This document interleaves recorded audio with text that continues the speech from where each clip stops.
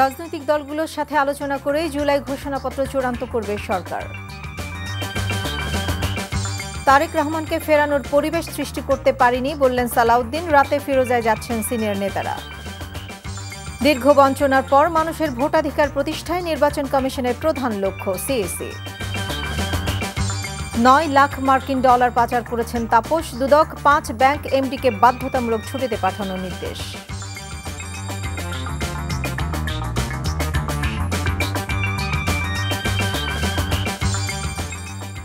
আসসালামু আলাইকুম। নাজদিন আহমেদ স্বাগত জানাচ্ছে এনটিভির সন্ধ্যার খবরে। ক্রাউন সিমেন্ট শিরোনাম দেখছিলেন, এবারে পুরো খবর। রাজনৈতিক দলগুলোর সাথে আলোচনা করেই সরকার জুলাই ঘোষণাপত্র চূড়ান্ত করবে বলে জানিয়েছেন প্রধান উপদেষ্টার প্রেস সচিব শফিকুল আলম। আজ রাজধানীর ফরেন সার্ভিস একাডেমিতে অনুষ্ঠিত নিয়মিত ব্রিফিংয়ে তিনি একথা জানান। খুব শীঘ্রই এ নিয়ে রাজনৈতিক দলগুলোর সাথে সরকার আলোচনায় বসবে বলেও জানান প্রেস সচিব। শেখ হাসিনাকে বিচারের মুখোমুখি করার উদ্দেশ্যে দেশে ফিরিয়ে নিয়ে আসার জন্য ভারতকে নোট ভার্বাল পাঠানো হয়েছে বলে উল্লেখ করে তিনি বলেন, তাকে ফেরত নিয়ে আসাকে বর্তমান সরকার সর্বোচ্চ অগ্রাধিকার দিয়ে দেখছে। শেখ হাসিনা বিভিন্ন ক্ষেত্রে বাংলাদেশে পাপাচার করেছেন উল্লেখ করে শফিকুল আলম বলেন, তাকে তার সম্ভাব্য শাস্তি পেতেই হবে। তিনি তার পিতার হত্যাকারীদের যেভাবে দেশে ফিরিয়ে নিয়ে এসেছিলেন তাকেও একইভাবে ফেরত এনে বিচারের মুখোমুখি করা হবে বলে জানান প্রেস সচিব। জুলাই ঘোষণাপত্র নিয়ে কথাবার্তা হচ্ছে এবং এটা নিয়ে সামনে পলিটিক্যাল পার্টিগুলোর সাথেও কথাবার্তা হবে এবং আমরা আশা করছি যে আপনারা এই বিষয়ে সামনে আরো ডেভেলপমেন্ট দেখবেন। আমরা আমাদের অ্যানাউন্সমেন্টে কিন্তু বলেছিলাম কিছু দিনের মধ্যে, তো আমরা সেই লক্ষ্যে কাজ করে যাচ্ছি। আমাদের এখনো সুনির্দিষ্ট কোনো ডেট বা এগুলো ফিক্স নাই। ভোটের সময় নিয়ে ভাষা কোনো ধারণা নয়, নির্বাচনের সুনির্দিষ্ট রোড ম্যাপ ঘোষণার দাবি জানিয়েছেন বিএনপির স্থায়ী কমিটির সদস্য সালাউদ্দিন আহমেদ। বলেছেন, যে কোনো কৌশল বা বাহানায় নির্বাচন বিলম্ব করার চেষ্টা জনগণ প্রত্যাখ্যান করবে। তারেক রহমানকে দেশে ফেরানোর পরিবেশ তৈরি করা যায়নি বলেও মন্তব্য করেন তিনি। তবে আশা প্রকাশ করেন শীঘ্রই দেশে ফিরবেন বিএনপির ভারপ্রাপ্ত চেয়ারম্যান। ইমরুল হাসানের রিপোর্ট। 14 দিনের যুক্তরাজ্য সফর শেষে রোববার দেশে ফেরেন বিএনপির নীতি নির্ধারণী ফোরামের সদস্য সালাউদ্দিন আহমেদ।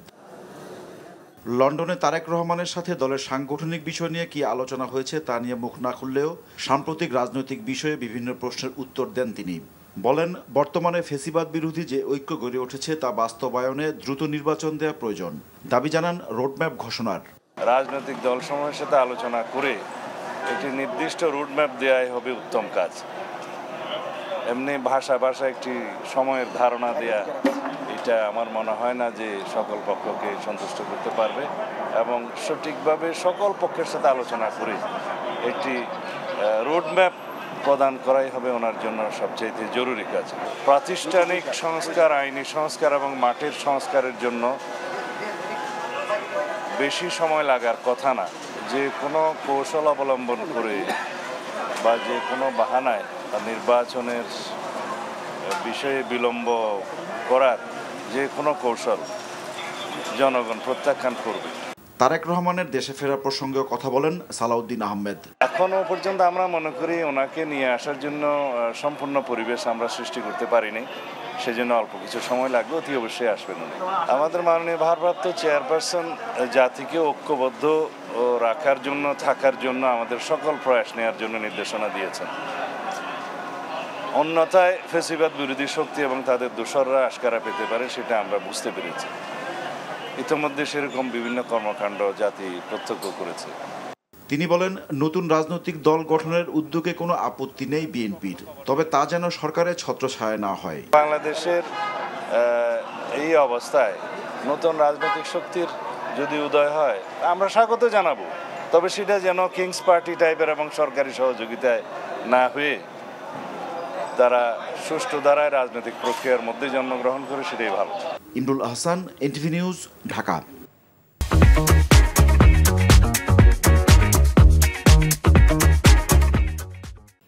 দলের চেয়ারপারসন বেগম খালেদা জিয়ার সাথে কিছুক্ষণের মধ্যে সাক্ষাৎ করতে যাবেন বিএনপির স্থায়ী কমিটির সদস্যরা। গুলশানে বেগম জিয়ার বাসভবন ফিরোজায় এই বৈঠক অনুষ্ঠিত হবে। চিকিৎসার জন্য আগামী মঙ্গলবার লন্ডনে যাওয়ার কথা রয়েছে বেগম জিয়ার। ইতোমধ্যে বিদেশে যাওয়ার সব প্রস্তুতি সম্পন্ন হয়েছে। তার 2 দিন আগে সিনিয়র নেতাদের এই সাক্ষাৎকে রাজনৈতিকভাবে গুরুত্বপূর্ণ মনে করা হচ্ছে। বিএনপির ভারপ্রাপ্ত চেয়ারম্যান তারেক রহমানের বিরুদ্ধে দায়েরকৃত চাঁদাবাজির 4টি মামলা বাতিল করে হাইকোর্টের দেয়া রায়ের বিরুদ্ধে রাষ্ট্রপক্ষের করা লিভ টু আপিল খারিজ করে দিয়েছে সুপ্রিম কোর্টের আপিল বিভাগ। এর ফলে মামলাগুলো বাতিলই থাকল। সকালে জ্যেষ্ঠ বিচারপতি মোহাম্মদ আশফাকুল ইসলামের নেতৃত্বাধীন সুপ্রিম কোর্টের আপিল বিভাগের 4 বিচারপতির বেঞ্চে আবেদনগুলোর উপর শুনানি অনুষ্ঠিত হয়। গত 23 অক্টোবর হাইকোর্টের একটি দ্বৈত বেঞ্চ তারেক রহমানের বিরুদ্ধে দায়েরকৃত 4টি মামলা বাতিল করে রায় দেয়। এই রায়ের বিরুদ্ধে লিভ টু আপিল করে রাষ্ট্রপক্ষ। 2007 সালে রাজধানীর 4টি থানায় চাঁদাবাজির অভিযোগে তারেক রহমানের বিরুদ্ধে এসব মামলা করা হয়। রাজনৈতিকভাবে হেয় প্রতিপন্ন করার জন্য বিভিন্ন ধরনের মিথ্যা মামলার মামলায় দায়ের করা হয়েছিল। পরবর্তীতে হাইকোর্ট ডিভিশন মামলাগুলা বাতিল করে দেন। এই বাতিলের এগেনস্টে রাষ্ট্রপক্ষ মাননীয় মহামান্য অ্যাপিলেট ডিভিশনে আজকে গিয়েছিলেন। 2 পক্ষের পূর্ণাঙ্গ শুনানি হয়েছে এবং রাষ্ট্রপক্ষের যে আপিল সেই আপিলটা ডিসমিস করা হয়েছে। তার মানে দাঁড়ালো হাইকোর্ট ডিভিশন মামলাগুলো যে বাতিল করেছিলেন সেই বাতিলের রায় কার্যকর থাকলো। দেশের সার্বভৌমত্ব রক্ষায় সর্বদা যুদ্ধের জন্য সেনা সদস্যদের প্রস্তুত থাকার আহ্বান জানিয়েছেন অন্তর্বর্তী সরকারের প্রধান উপদেষ্টা ডক্টর মোহাম্মদ ইউনূস। আভিযানিক দক্ষতা, সাহসিকতা ও পেশাদারিত্ব অর্জনে সেনা সদস্যদের প্রশিক্ষণ বাস্তবসম্মত করার নির্দেশনাও দিয়েছেন তিনি। রাজবাড়ী থেকে রিপোর্ট করছেন হাসান মাহমুদ, ছবি তুলেছেন ফরিদ আহমেদ ভূঁইয়া। শত্রুর দুর্গ একের পর এক তছনছ করে উড়িয়ে দিচ্ছে দেশপ্রেমিক সৈনিকের অস্ত্র। রণঝঙ্কারে যুদ্ধের দামামা বেজে চলেছে। প্রিয় মাতৃভূমিকে রক্ষায় এভাবেই জীবন বাজি রেখে শত্রুর বিরুদ্ধে সশস্ত্র যুদ্ধে কামানের গোলা আর অত্যাধুনিক সমরাস্ত্র গর্জে ওঠে। সেনাবাহিনীর 55 পদাতিক ডিভিশনের আয়োজনে রাজবাড়ী জেলার কালুখালীর সাধারচরে সামরিক প্রশিক্ষণ এলাকায় সেনাবাহিনীর ম্যানুভার অনুশীলন অর্থাৎ যুদ্ধ মহড়ার দৃশ্য এটি। যুদ্ধ করতে করতে শত্রুপক্ষকে নিশ্চিহ্ন করে যোদ্ধারা, উড়িয়ে দেয় বিজয় কেতন। প্রায় 1 ঘণ্টাব্যাপী অনুশীলনে অত্যাধুনিক সমরাস্ত্রে সজ্জিত বাংলাদেশ সেনাবাহিনীর সেনা সদস্যরা সত্যিকারের যুদ্ধের পরিবেশন সৃষ্টির মাধ্যমে আক্রমণ অনুশীলন সফলভাবে পরিচালনা করেন। পুরো মহড়া সামনে থেকে বসে দেখেন প্রধান উপদেষ্টা ডক্টর মোহাম্মদ ইউনূস। পরে সমাপনী বক্তব্যে তিনি বলেন, বাংলাদেশ সেনাবাহিনী জাতির অহংকার ও বিশ্বাসের জায়গা। তাই প্রশিক্ষণই সর্বোত্তম কল্যাণ এই মন্ত্রে উদ্বুদ্ধ হয়ে আধুনিক ও যুগোপযোগী প্রশিক্ষণের মাধ্যমে দক্ষতা বৃদ্ধি করতে হবে। পারফেকশন এটা সব জিনিসে, সেটা শুধু যুদ্ধের ব্যাপারে নয়, জীবনের সবকিছুতেই খাটে। খেলাধুলার যে খাটে সেটা তো প্রতিনিয়তই আমরা দেখি, যে যত বেশি খাটে, যে যত বেশি পরিশ্রম করে, প্রস্তুতি নেয়, খেলায় জেতার সম্ভাবনা তার বেশি। যুদ্ধক্ষেত্র একই ব্যাপার, প্রস্তুতি বারে বারে করতে হয়, পারফেকশন বারে বারে করলে এই পারফেকশনের দিকে যায়। ডক্টর ইউনূস বলেন, আভিযানিক দক্ষতা, সাহসিকতা ও পেশাদারিত্ব অর্জনে সেনা সদস্যদের প্রশিক্ষণ হতে হবে বাস্তবসম্মত। প্রশিক্ষণে সর্বোত্তম কল্যাণ এই মন্ত্রে উদ্বুদ্ধ হয়ে আধুনিক ও যুগোপযোগী প্রশিক্ষণের মাধ্যমে আভিযানিক দক্ষতা অর্জন করে দেশের সার্বভৌমত্ব রক্ষায় বাংলাদেশ সেনাবাহিনীর সদস্যগণ সর্বদা প্রস্তুত থাকবে। সেই লক্ষ্যে সেনা সদস্যদের প্রশিক্ষণ হতে হবে বাস্তবসম্মত। এদিন সামরিক এলাকায় সেনা সদস্যদের অবস্থানের জন্য প্রশাসনিক ভবনের ভিত্তিপ্রস্তর স্থাপন করেন সেনাপ্রধান জেনারেল ওয়াকারুজ্জামান। শীতার্তদের মাঝে বিতরণ করেন শীত বস্ত্র।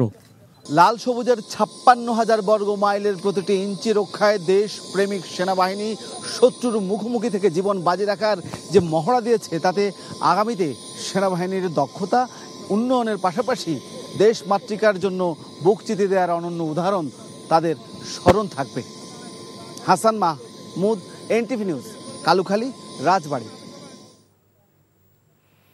সুষ্ঠু নির্বাচন থেকে বাংলাদেশের মানুষ দীর্ঘদিন বঞ্চিত ছিল, তাই ভোটের অধিকার প্রতিষ্ঠা করাই বর্তমান নির্বাচন কমিশনের প্রধানতম লক্ষ্য বলে মনে করেন প্রধান নির্বাচন commissioner AMM Nasir Uddin.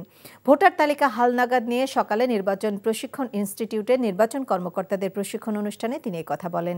Niamul Aziz সাদেকের report. বাংলাদেশের বিগত 3টি বিতর্কিত জাতীয় নির্বাচন নিয়ে সিইসি এবং কমিশনাররা আনুষ্ঠানিকভাবে বক্তব্য রাখলেন কর্মকর্তাদের প্রশিক্ষণ অনুষ্ঠানে। সেখানে প্রধান নির্বাচন কমিশনার বলেন, দীর্ঘ 15 বছরে মানুষ তাদের ভোটাধিকার থেকে বঞ্চিত ছিল। আস্থার পরিবেশ ফিরিয়ে এনে এই অধিকার ফিরিয়ে আনাই মূল লক্ষ্য বর্তমান কমিশনের। আমাদের লক্ষ্য হচ্ছে, আমাদের কমিটমেন্ট হচ্ছে, জাতির প্রতি প্রতিশ্রুতি হচ্ছে একটা free, fair and credible election জাতিকে উপহার দেওয়া, যেটা একদিন জাতি বঞ্চিত হয়েছে। তা আমাদের 18 কোটি মানুষ বঞ্চিত, মানুষ কোথায় যাবে? ওরা তো বঞ্চিত, ভোটের অধিকার থেকে বঞ্চিত 18 কোটি মানুষ। এরা তো জনপ্রশাসন মন্ত্রণালয়ে গিয়ে যাওয়ার তো কোনো উপায় নেই তাদের, তারা আসবে আমাদের কাছে। নির্বাচন কমিশনার বেগম তাহমিদা বলেন, সরকারের ইচ্ছের কারণেই নির্বাচনে মানুষের আশা আকাঙ্ক্ষার প্রতিফলন এতদিন ঘটেনি। আমাদের অনেকের মধ্যেই সংশয় আছে যে আমরা এটা সুষ্ঠুভাবে করতে পারবো কিনা, তবে আমি আশাবাদী। গত যে টার্মগুলোতে আমরা পারি নাই, কেন পারি নাই? কারণ তখন আমার যে ব্যাখ্যা সেটা হলো কর্তার ইচ্ছায় কর্ম হয়েছে। রাজা চেয়েছে, তোরা যে যা বলিস ভাই, আমার সোনার হরিণ চাই। তাই আমরা সবাই সেই সোনার হরিণ ধরার জন্য ছুটে বেরিয়েছি। নির্বাচন কমিশনের মুখপাত্র এই কমিশনার বলেন, ভোটাধিকার ফিরিয়ে দিতে সঠিক তালিকা প্রণয়নে বিশেষ উদ্যোগ নেওয়া হচ্ছে। বড় অংশই আছে আমাদের এনআইডি সংক্রান্ত, আর ভোটার তালিকারই কিন্তু বাই প্রোডাক্ট হচ্ছে আমাদের এনআইডি। সো আমরা এনআইডি সেবা নিয়ে ইতিমধ্যে কাজ করছি।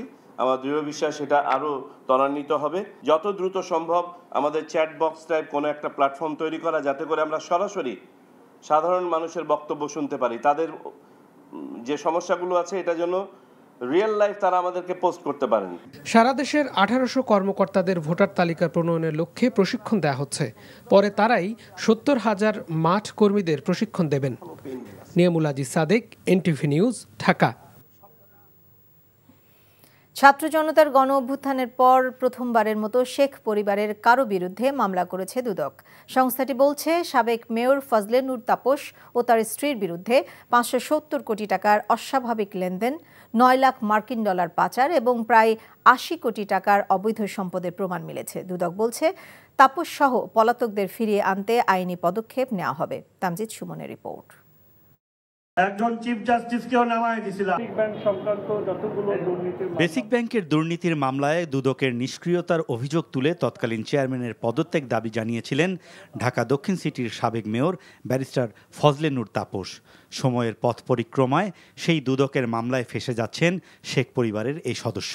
দুদকের চেয়ারম্যান তার অবশ্যই পদ থেকে সরে যাওয়া উচিত। আদালত প্রাঙ্গণে আওয়ামী আইনজীবীদের প্রভাবশালী এই নেতা ও তার স্ত্রীর বিরুদ্ধে দুদকের অনুসন্ধানে উঠে এসেছে প্রায় 9 লাখ মার্কিন ডলার পাচারের তথ্য। এছাড়া স্ত্রীসহ তাপসের বিরুদ্ধে ব্যাংকে 570 কোটি টাকার অস্বাভাবিক লেনদেন ও প্রায় 80 কোটি টাকার অবৈধ সম্পদের প্রমাণ মিলেছে। এ ঘটনায় রোববার পৃথক দুটি মামলা করেছে সংস্থাটি। শেখ ফজলে নূর তাপস দায়িত্ব পালনকালে স্বীয় ক্ষমতার অপব্যবহারপূর্বক বিভিন্ন অনিয়ম ও দুর্নীতির মাধ্যমে জ্ঞাত আয়ের সাথে অসঙ্গতিপূর্ণ 5,17,527 মার্কিন ডলার অস্বাভাবিক লেনদেনের মাধ্যমে অপরাধলব্ধ অবৈধ অর্থ গোপন ও আড়াল করার উদ্দেশ্যে জ্ঞাত সারে হস্তান্তর ও স্থানান্তর করে যোগ্য অপরাধ করায় তার বিরুদ্ধে একটি মামলা রুজু করা হয়েছে। সংস্থাটি বলছে, তদন্তের প্রয়োজনে তাপস সহ পলাতকদের ফিরিয়ে আনতে আইনি পদক্ষেপ নেওয়া হবে।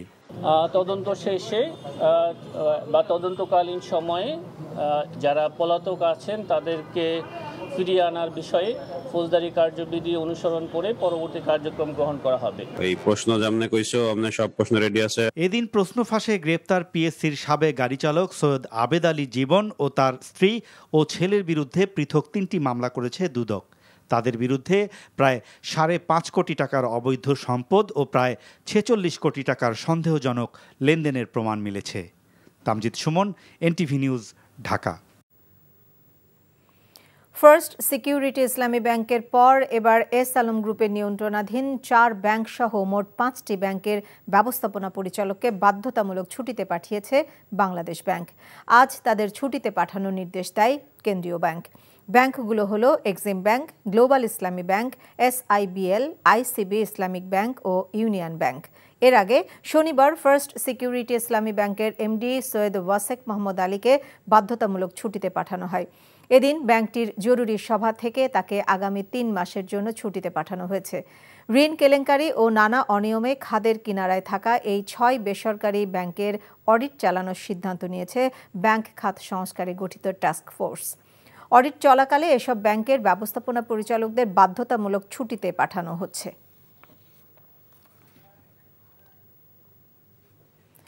অধস্তন আদালতের 50 জন বিচার বিভাগীয় কর্মকর্তা প্রশিক্ষণ নিতে ভারতে যাওয়ার অনুমোদন সংক্রান্ত প্রজ্ঞাপনটি বাতিল করেছে আইন, বিচার ও সংসদ বিষয়ক মন্ত্রণালয়। রোববার এই প্রজ্ঞাপন বাতিল করা হয়। ভারতের ভোপালে অবস্থিত ন্যাশনাল জুডিশিয়াল একাডেমি এবং স্টেট জুডিশিয়াল একাডেমিতে 10 থেকে 20 ফেব্রুয়ারি প্রশিক্ষণ নিতে 50 জন বিচার বিভাগীয় কর্মকর্তাকে 30 ডিসেম্বর অনুমতি দেওয়া হয়েছিল। সুপ্রিম কোর্টের পরামর্শের পরিপ্রেক্ষিতে এই অনুমতি দিয়েছিল আইন মন্ত্রণালয়। প্রশিক্ষণের জন্য সহকারী জজ, সিনিয়র সহকারী জজ, যুগ্ম জেলা ও দায়রা জজ, অতিরিক্ত জেলা ও দায়রা জজ, জেলা ও দায়রা জজ এবং সমপর্যায়ের কর্মকর্তাদের মনোনয়ন দেওয়া হয়েছিল। প্রশিক্ষণে যাবতীয় ব্যয় ভারত সরকার বহন করার কথা ছিল। রাজশাহীর সারদা পুলিশ একাডেমিতে প্রশিক্ষণরত পুলিশের এসআইদের মধ্য থেকে অব্যাহতি পাওয়া প্রায় 100 জন চাকুরিতে পুনর্বহালের দাবিতে সচিবালয়ের প্রধান ফটকের সামনে মানববন্ধন কর্মসূচি পালন করেছেন। 40তম ক্যাডেট এসআই ব্যাচে পুলিশ উপপরিদর্শক পদে সুপারিশপ্রাপ্ত হয়েছিলেন 857 জন। এর মধ্যে প্রশিক্ষণে অংশগ্রহণ করেন 823 জন। এর আগে 40তম বিসিএস পুলিশ ক্যাডারের 62 জন সহকারী পুলিশ সুপারের প্রশিক্ষণ সমাপনী কুচকাওয়াজ স্থগিত করা হয়। মাঠে ও ক্লাসে বিশৃঙ্খলার অভিযোগ তুলে 4 ধাপে 321 এসআইকে চাকরি থেকে অব্যাহতি দেওয়া হয়েছে। এর মধ্যে ছেলে 288 জন, মেয়ে 33 জন। চাকরি পুনর্বহালের দাবিতে সচিবালয়ের সামনে অবস্থান কর্মসূচি পালন করেন তারা। আমাদের জীবনের সবচেয়ে গুরুত্বপূর্ণ সময়টা আমরা একাডেমির পিছনে দিছি, এই চাকরির পিছনে দিছি। তো একটা বছর এই পেছনে পরিশ্রম করার পর আমাদের কেন আজকে রাস্তায় আসতে হচ্ছে? আমার ক্ষেত্রে কারণ ছিল হচ্ছে আমি প্রশিক্ষণ শেষ হওয়ার পরে নির্ধারিত সময় শেষ হওয়ার পরে আমি দীর্ঘক্ষণ মাঠে দাঁড়িয়ে থেকেছি, বিশৃঙ্খলা করেছি, কিন্তু এই ধরনের কোনো ঘটনা ঘটেনি। আমাদের হলো রাজনৈতিক জ্ঞান থেকে শুরু করে কোনো কিছু নাই। আমরা হলো সব পাবলিক ইউনিভার্সিটি স্টুডেন্ট, অধিকাংশ সব পাবলিক ইউনিভার্সিটি স্টুডেন্ট, এর সঙ্গে কোনো সম্পৃক্ততা নাই। আমাদের দাবি একটাই যে আমাদেরকে অবৈধ বা মানে কোনো কারণ ছাড়াই যে অব্যাহতি দেওয়া হলো, যাতে আবার সবাইকে আবার নতুন করে পুনর্বহাল করা হোক। যুক্তরাজ্যের লন্ডনে এবার সন্ধান মিলেছে টিউলিপ সিদ্দিকীর বোন আজমিনা সিদ্দিকীকে দেওয়া বিনামূল্যে একটি ফ্ল্যাটের। ফ্ল্যাটটি বাংলাদেশের ক্ষমতাচ্যুত প্রধানমন্ত্রী শেখ হাসিনার ঘনিষ্ঠ এক আইনজীবী তাকে উপহার দিয়েছিলেন। ব্রিটিশ গণমাধ্যম দ্য সানডে টাইমস এক প্রতিবেদনে এ তথ্য জানিয়েছে। হ্যাম্পস্টেডের ফিঞ্চেলের ফ্ল্যাটটি আজমিনাকে 2009 সালে হস্তান্তর করা হয়েছিল বলে জানানো হয়। যুক্তরাজ্যের ভূমি নিবন্ধন সংক্রান্ত নথিপত্রে বলা হয়েছে, কোনো ধরনের আর্থিক মূল্য ছাড়াই টিউলিপের বোনকে ফ্ল্যাটটি দেওয়া হয়েছিল। টিউলিপ সিদ্দিক যুক্তরাজ্যের ক্ষমতাসীন লেবার পার্টির মন্ত্রী এবং শেখ রেহানার মেয়ে।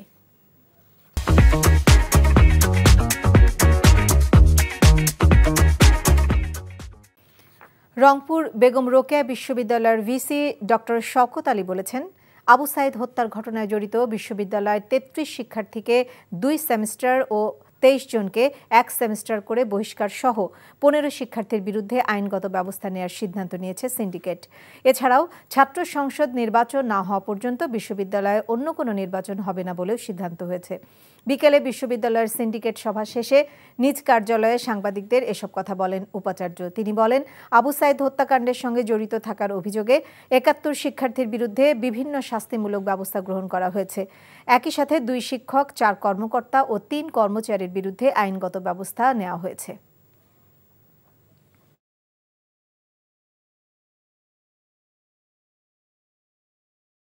পনেরো জন শিক্ষার্থী প্রাক্তন ছাত্রদেরকে আইনগত ব্যবস্থা নেওয়ার জন্য সিদ্ধান্ত হয়েছে। আর 33 জন শিক্ষার্থীর 2 সেমিস্টার তাদেরকে বহিষ্কার করার সিদ্ধান্ত হয়েছে। আর 1 সেমিস্টার করা হয়েছে, এখানে হচ্ছে 23 জনকে। এই হলো টোটাল 71 জন।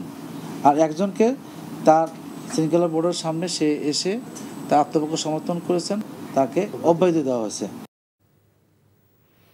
জুলাই অভ্যুত্থানে শিক্ষার্থীদের উপর পুলিশ ও ছাত্রলীগের হামলার বিচার দাবি সহ ৯ দফা আন্দোলনে জড়িত থাকার দায়ে বিইউপির ২ শিক্ষার্থীকে ১ বছর বহিষ্কার ও ৬ জনকে আর্থিক দণ্ডের প্রতিবাদে মানববন্ধন করেছে বাংলাদেশ ইউনিভার্সিটি অব প্রফেশনালসের শিক্ষার্থীরা বলেন, ছাত্র জনতার আন্দোলন চলাকালে ১৮ জুলাই বিইউপির হলে শিক্ষার্থীদের উপর হামলা করে পুলিশ ও ছাত্রলীগ। সে সময় বিশ্ববিদ্যালয় প্রশাসন শিক্ষার্থীদের নিরাপত্তা না দিয়ে হল থেকে বের করে দেয়। এরপর সেই ঘটনা সুষ্ঠু তদন্ত ও বিচার, সেমিস্টার ফি কমানো ও বিশ্ববিদ্যালয়ের ভর্তির কোটার যৌক্তিক সংস্কার দাবিতে গেল ১ সেপ্টেম্বর শিক্ষার্থীরা ক্যাম্পাসে আন্দোলন করে। পরে সেনানিবাস আইন ভঙ্গের অজুহাত দেখিয়ে বেশ কয়েকজন শিক্ষার্থীকে একাডেমিক কার্যক্রম থেকে বিরত রাখা হয়। সম্প্রতি তাদের মধ্যে ২ শিক্ষার্থী ডেভেলপমেন্ট স্টাডিজের আসিফ হোসেন ও আইন বিভাগের নাজমুল হককে বহিষ্কার করে কর্তৃপক্ষ। আরও ৬ জনকে অর্থদণ্ড দেওয়া হয়েছে। পোষ্য কোটা বাতিল সহ ৯ দাবিতে চট্টগ্রাম বিশ্ববিদ্যালয়ের শহীদ মিনারে ১.৫ ঘণ্টা অবস্থান কর্মসূচি পালন করেছেন শিক্ষার্থীরা। দুপুরে বিশ্ববিদ্যালয়ের শহীদ মিনারের সামনে অবস্থান নিয়ে এই কর্মসূচি পালন করেন তারা। শিক্ষার্থীদের ৯ দফা দাবিগুলো হলো পোষ্য কোটা সহ সব ধরনের অযৌক্তিক কোটা বাতিল, ভর্তি আবেদন ফি ২০০ টাকা নির্ধারণ, বিশ্ববিদ্যালয়ের শিক্ষার্থীদের জন্য স্বাস্থ্য বীমা চালু, বন্ধ হলগুলোতে শিক্ষার্থীদের আর্থিক অবস্থা, বাড়ির দূরত্ব এবং মেধার ভিত্তিতে আসন বরাদ্দ ও অতি দ্রুত নতুন ২টি হল নির্মাণ করা। এসব দাবি আদায়ে আগেও মানববন্ধন, অবস্থান কর্মসূচি সহ প্রশাসনের সাথে বৈঠক করেন শিক্ষার্থীরা। দাবি আদায় না হলে আরও কঠোর কর্মসূচি পালনের হুঁশিয়ারি দেন শিক্ষার্থীরা। যমুনা সেতু দিয়ে পরীক্ষামূলকভাবে চলল 2টি ট্রেন। ১২০ কিলোমিটার গতিতে ট্রেন দুটি যমুনা সেতুর উপর দিয়ে চলাচল করে। সকাল ৯টার দিকে পরীক্ষামূলক ট্রেন দুটি সফলভাবে সেতু অতিক্রম করে। যমুনা রেল সেতু প্রকল্পের কর্মকর্তারা জানায়, প্রথমে সকাল ৯টা ২০ মিনিটে ঘন্টায় ২০ কিলোমিটার গতিতে দুটি ট্রেন সেতুর পূর্ব পাড় থেকে পশ্চিম পাড়ে এবং পশ্চিম পাড় থেকে পূর্ব পাড়ে ছেড়ে যায়। এরপর সকাল 10টা ২০ মিনিটের দিকে দ্বিতীয়বার ঘন্টায় ৬০ কিলোমিটার গতিতে ট্রেন দুটি সেতু অতিক্রম করে। এরপর বেলা 11টার দিকে সর্বোচ্চ ১২০ কিলোমিটার গতিতে চলাচল করে। যমুনা রেল সেতুর অবকাঠামো নির্মাণ কাজ ইতোমধ্যে শেষ হয়েছে। পুরো সেতুটি এখন দৃশ্যমান। এ মাসেই ট্রেন চলাচলের জন্য সেতুটি উদ্বোধন করার কথা রয়েছে।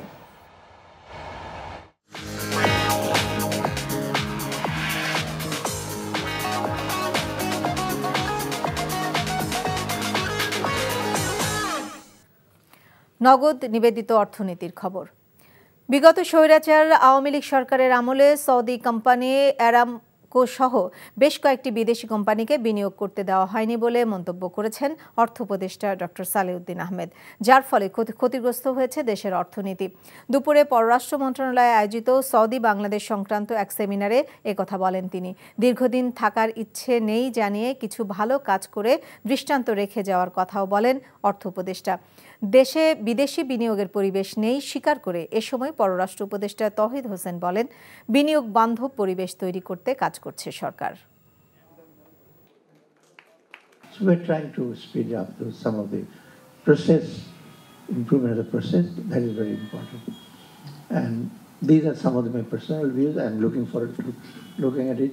And I think there will be some kind of a synergy between STS, which they are doing, soft transition to middle income country or developing country, and there are some actions I can see. I can assure the ambassador that the present government is definitely poised towards very positively towards this, and we are trying to make things really easy for the investors to come in. গুলশানে BNP চেয়ারপারসনের বাসভবনের সামনে আছেন staff correspondent Mezba Hasan. সরাসরি যাচ্ছি তার কাছে। Mezba, senior নেতারা কি এসেছেন আর আলোচনার বিষয়ে কি কিছু জানতে পেরেছেন?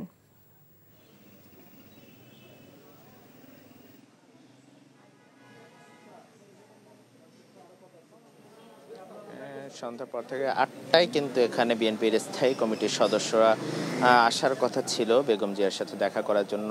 অনেকেই এসেছেন, আলোচনা হচ্ছে এবং কয়েকজন এখনও বাকি আছেন, তারা আসলে মূলত আমরা যেটি জানতে পেরেছি যে বেগম জিয়া আগামী ৭ জানুয়ারি কিন্তু চিকিৎসার জন্য দেশ ত্যাগ করবেন। তার আগেই কিন্তু সিনিয়র নেতাদের সাথে আজকে বসার কথা রয়েছে, সেই ধারাবাহিকতায় আজকে মূলত এসছেন। ইতিমধ্যে কিন্তু মির্জা ফখরুল ইসলাম সহ সিনিয়র নেতারা এসেছেন এবং ভিতরের আনুষ্ঠানিকতা শুরু হয়ে গিয়েছে। এই যে আগামী 7 জানুয়ারি কিন্তু তিনি চিকিৎসার জন্য দেশ ছাড়বেন, এর আগেও কিন্তু কয়েক দফায় কিন্তু চিকিৎসার জন্য তিনি দেশ ছাড়তে চেয়েছিলেন, কিন্তু তৎকালীন সরকার স্বৈরাচার সরকারের সময় তিনি বহু মামলায় তিনি গ্রেফতারি পরোয়ানা ছিলেন। তারপর থেকে কিন্তু তাকে কিন্তু দেশ ছাড়ার জন্য নিষেধাজ্ঞা ছিল। তারপর থেকে কিন্তু তিনি দেশেই ছিলেন। সবশেষ 2017 সালে কিন্তু তিনি দেশ ছেড়েছিলেন চিকিৎসার জন্য এবং 2017 সালের জুলাইতে দেশ ছেড়েছিলেন এবং 2017 অক্টোবরে আবার দেশে ফিরেছিলেন। তারপর থেকে বিভিন্ন মামলায় তাকে গ্রেফতারি পরোয়ানার মাধ্যমে কিন্তু দেশে তাকে ঘরবন্দি অনেকটা করে রাখা হয় এবং পরবর্তীতে সেই ঘরবন্দি অবস্থায় কিন্তু ছিলেন এবং বারবার বিএনপির পক্ষ থেকে দাবি করা হয়েছিল যে সুচিকিৎসার জন্য দেশের বাইরে যাওয়ার কথা না, কিন্তু কোনোভাবেই কিন্তু স্বৈরাচার সেই সরকার তাকে কিন্তু দেশের বাইরে চিকিৎসার জন্য দেয়। তারপর ছাত্র জনতার গণ অভ্যুত্থানের মাধ্যমে যে আন্দোলনের মাধ্যমে যে স্বাধীন হওয়ার পর কিন্তু কয়েক দফায় কথা হয়েছিল যে তিনি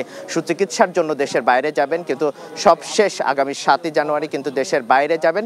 সেই আজকে বিএনপির সিনিয়র নেতাদের সাথে মত বিনিময় করছেন যে আগামী 7 জানুয়ারি দেশের বাইরে যাবেন। তার পূর্ব প্রেক্ষিতেই এই আজকের এই আলোচনা সভা, এটাই আমরা জানতে পেরেছি। এই ছিল সবশেষ। জানছিলাম বেগম খালেদা জিয়ার সাথে দলের সিনিয়র নেতাদের বৈঠকের খবর।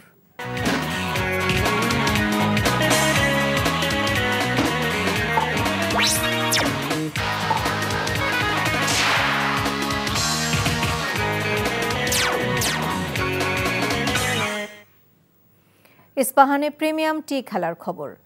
বাংলাদেশ ক্রিকেট বোর্ডের সভাপতি ফারুক আহমেদ ও পরিচালক নাজমুল আবেদিন ফাহিমের মধ্যকার মানসিক দ্বন্দ্ব রূপ পেয়েছে প্রকাশ্যে। বিপিএলের উদ্বোধনী দিনে প্রেসিডেন্ট বক্সে ফাহিমকে কটু কথা শুনিয়েছিলেন ফাহিম। সিলেটে বিপিএলের দ্বিতীয় পর্ব শুরুর আগে সেই কথা সূত্র ধরে বোমা ফাটিয়েছেন সাকিব মুশফিকদের ক্রিকেট গুরু। যদিও বোর্ড সভাপতি বলছে বিষয়টি নিছকই ভুল বোঝাবুঝি। সিলেট থেকে নিলয় মজুমদারের রিপোর্ট।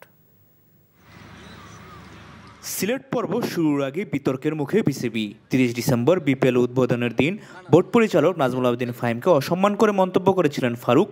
এমনটাই গণমাধ্যমকে জানিয়েছেন সাকিব মুশফিকদের গুরু। ফারুকের দাবি সেই ঘটনা ভুল বোঝাবুঝি ছাড়া বেশি কিছু নয়।